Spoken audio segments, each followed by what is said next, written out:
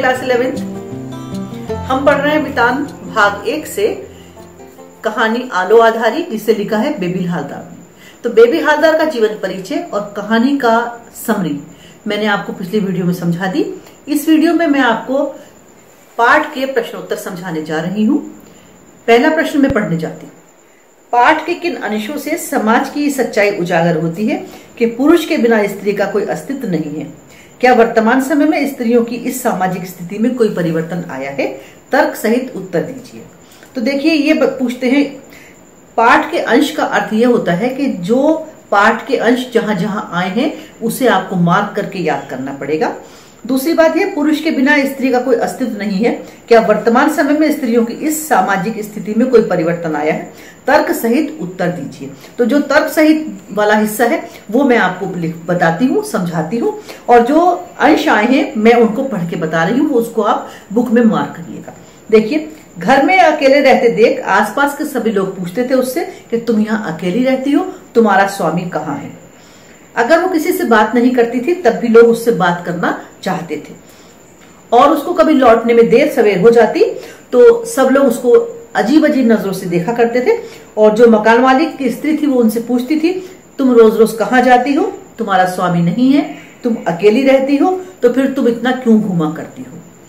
तो वो बेचारी परेशान हो जाती है। अगर स्वामी साथ नहीं है तो वो क्या करे? उसके लिए घूम फिर के सब लोग उसको अजीब नजरों से ही देखा करते थे। तो जब वो बच्चों के साथ जाती तब भी लोग उसको देखते, घूरते, सीटियां बजाते और तरह तरह की बातें करते। आसपास के लोग भी एक दूसरे से बातें करते कि इसका स्वामी यहाँ नहीं रहता है, ये अकेली ही किराए के घर में रहती है, जबकि इसके भाई पास में ही कहीं रहा करते हैं, और ये बच्चों को खिला पिलाकर कहाँ चली जाती है, क्या काम करती है, ये सब उसके बारे में खोजबीन करते रहते थे। वो ऐसे सोचती कि अगर घर में कोई नहीं है तो क्या वो सबकी बातों को मानती रहे?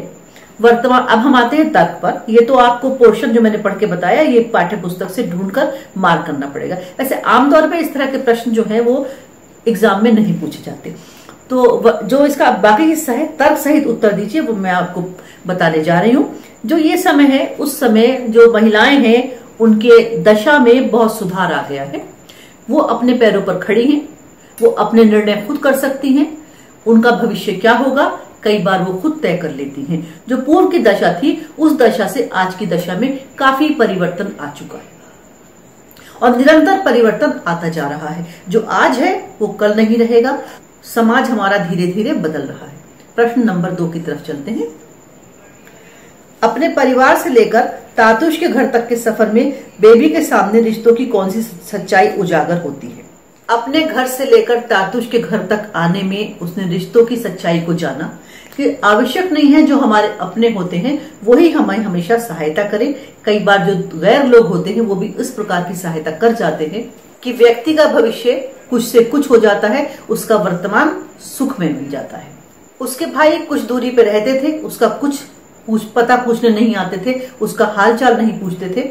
बच्चों के साथ वो अकेले ही रहती, अकेले ही काम ढूंढती, कोई उसका सहारा देने वाला नहीं था।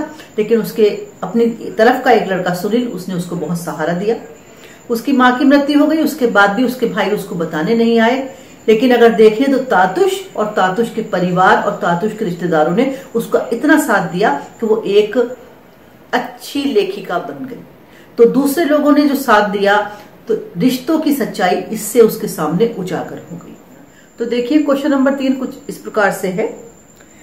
इस पाठ में घरों में काम करने वालों के जीवन की जटिलताओं का पता चलता है। घरेलू नौकरों को और किन समस्याओं का सामना करना पड़ता है, इस पर विचार कीजिए। तो जो घरेलू नौकर हैं वो किस किस समस्याओं से जूझते रहते हैं, जीवन भर उन समस्याओं से कभी भी उनका निपटारा नहीं होता, यही इस प्रश्न में बताया गया है। उनके जीवन में बहुत जटिलताएं रहती हैं। दिन भर मेहनत करने के बाद भी उन्हें पूरे पेट खाना नहीं मिलता।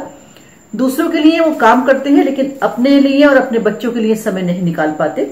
कहीं कहीं तो उनके साथ अच्छा व्यवहार भी नहीं किया जाता। वो बिना रुके हुए, बिना थके हुए दूसरों की सहायता में लगे रहते हैं। अगर बीमार भी पड़ जाएं तो कहीं उनको सुरक्षा नहीं मिलती, छुट्टी नहीं मिलती। अगर छुट्टी भी मिलती है तो उस छुट्टी के उनसे पैसे काट लिए जाते हैं। बच्चों का भविष्य भी स्थिर नहीं है। होता। किस प्रकार से उनके बच्चे आगे बढ़ेंगे उन्हें नहीं पता। समय के साथ साथ वो बड़े होते रहते हैं, वो अपने बच्चों की सहायता अपनी आर्थिक तंगी की वजह से बहुत अच्छी तरह से नहीं कर पाते। प्रश्न नंबर 4 देखिए, आलो आधारी रचना में बेबी की व्यक्तिगत समस्याओं के साथ साथ कई सामाजिक मुद्दों को समेटा गया है। किन्हीं 2 समस्याओं पर अपने विचार प्रकट कीजिए। इसमें क्योंकि ये कहानी चल रही है बेबी की, बेबी हालदार आलो आधारी की लेखिका की, इसलिए उन्हीं को ध्यान में रखकर 2 समस्याएं इसमें बताई जाएंगी। देखिए, पहली समस्या है आर्थिक तंगी और रहने के अच्छे स्थान न होना। तो जिस प्रकार से बेबी के पास सदा आर्थिक तंगी रहती थी, दिन भर काम करने के बाद भी उन्हें यही चिंता रहती थी किस प्रकार से वो अपने बच्चों का पालन पोषण करेंगी, किस प्रकार से वो अपने बच्चों को एक अच्छी जगह रख सकती हैं। उसी प्रकार से हमारे जितने भी हेल्पर्स हैं, जितने भी हमारे घरेलू कामकाज में मदद करने वाले लोग हैं, वो सदा इन्हीं समस्याओं से जूझते रहते हैं। दूसरों को सारी सुविधाएं प्रोवाइड करवाने वाले लोग स्वयं के लिए कुछ नहीं कर पाते और कहीं उन्हें अच्छी जगह भी रहने को नहीं मिल पाती।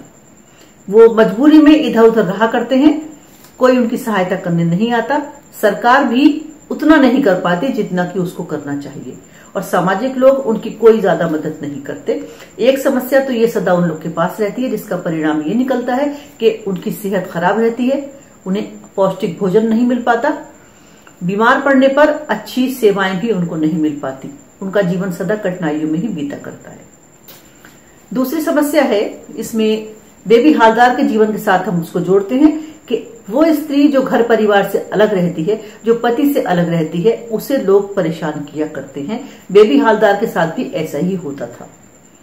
वो अपने 2 बच्चों को लेकर फरीदाबाद में आकर रहने लगी। तीसरा जो उसका बड़ा लड़का था, उसने उसे काम पर लगवा दिया। स्वयं काम ढूंढने जाती, लौट कर आती तो सारे लोग उससे सिंपैथी तो रखते थे, लेकिन सच बात तो यह है कि कुरेद कुरेद के पूछती थी महिलाएं कि वो कहाँ जाती है और क्या काम करती है। अगर वो पढ़ती लिखती भी थी तब भी उनको ऑब्जेक्शन होता था कि वो अब क्या पढ़ा करती है। तो इस तरह से कोई भी महिला जब अलग रहती है तो उसे बहुत सारी समस्याओं को फेस करना पड़ता है, जैसे कि बेबी ने अपने जीवन में किया। लेकिन कोई कोई भाग्यशाली होता है, जिसे तातुश जैसे लोग मिल जाते हैं और उनका जीवन सफल हो जाता है और संभल जाता है। तो ये प्रश्न नंबर 4 हो गया। प्रश्न नंबर 5 इसका है, तुम दूसरी आशा पूर्णा देवी बन सकती हो। जेठू का यह कथन रचना संसार के किस सत्य को उद्घाटित करता है? पहले तो बात करते हैं जेठू कौन है। जेठू तातुश के बड़े भाई थे और जेठू कहा जाता है ताया जी को। तो जेठू का कथन ये बताता है कि परिस्थितियां कितनी भी बुरी क्यों न हो, अगर मनुष्य के अंदर इच्छा शक्ति है तो वो अपने लक्ष्य को प्राप्त कर सकता है। क्योंकि आशापूर्णा देवी जो थी वो भी एक गृहिणी थी, यानी कि घर में रहने वाली महिला थी। सारा दिन वो कामकाज में व्यस्त रहती, पूरा दिन अपना घर का सारे कामों को निपटाया करती थी, लेकिन लिखने पढ़ने में उनकी बहुत रुचि थी। परिवार के सो जाने के बाद, यानी कि जब घर के सारे काम वो कर लेती, परिवार के सारे लोग सो जाते, घर में शांति हो जाती, तब वो क्या करती थी, वो लिखने लगती थी और लिखते लिखते वो बहुत ही बड़ी एक कहानीकार बन गई। बेबी की स्थिति जो है वो उनसे भी खराब है, क्योंकि उसके पास आर्थिक संकट बड़ा है, रहने के लिए स्थान नहीं है और वो कुछ ज्यादा पढ़ी लिखी भी नहीं है, लेकिन वो अगर थोड़ा समय निकाल कर लिखेगी तो वो भी उनकी तरह ही एक अच्छी लेखिका बनकर फेमस हो जाएगी, प्रसिद्ध हो जाएगी। तातुश का ये कथन ये बताता है कि तुम दूसरी आशापूर्णा देवी बन सकती हो। ये उसको प्रोत्साहित कर रहे हैं, आशापूर्णा देवी का नाम लेकर वो उसको प्रेरित कर रहे हैं कि अगर वो कुछ करे तो वो भी एक बड़ी महान लेखिका बन सकती है। प्रश्न नंबर 6, बेबी की जिंदगी में तातुश का परिवार ना आया होता तो उसका जीवन कैसा होता? कल्पना करें और लिखें। देखिए, तातुश के घर में काम करने से पहले भी बेबी ने कई घरों में काम किया था, लेकिन बस मुश्किल से उसका गुजारा हो पाता था।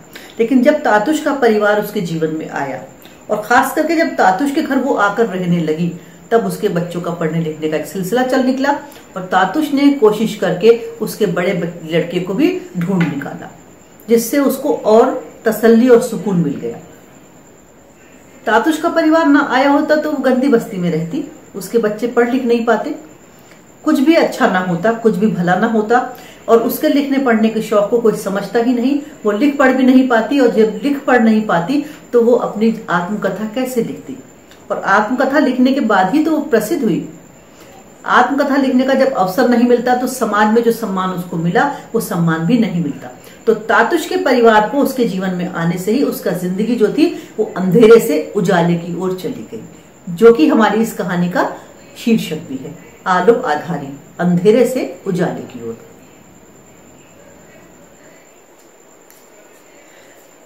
ये हमारे सारे प्रश्न थे आपकी पाठ्य पुस्तक से, जो उसके अभ्यास में दिए थे, मैंने आपको समझा दिए। प्रश्नों को समझकर लिखिएगा, प्रश्नों को समझकर ही याद कीजिएगा, क्योंकि जो प्रश्न दिए हैं वो 5 या 6 हैं, लेकिन 11th क्लास में थोड़ा बहुत प्रश्न जो है वो पाठ के भीतर से भी पूछ दिए जाते हैं। और अब हमारा एमसीक्यू का जमाना आ चुका है। 2021 के एग्जाम 12th में 2021 के एग्जाम में एमसीक्यू पूछे जाएंगे, लेकिन वितान से नहीं पूछे जा रहे, मगर दूसरे पुस्तक जो हमारी आरो है उससे पूछे जाएंगे। इसलिए आपको पाठों को बहुत ध्यान से पढ़ना पड़ेगा, चाहे वितान के हो और चाहे आरो के हो। बहुत ध्यान से पाठ की एक रीडिंग कर लीजिएगा बैठ के। लाइक और शेयर करते रहिएगा। Thank you.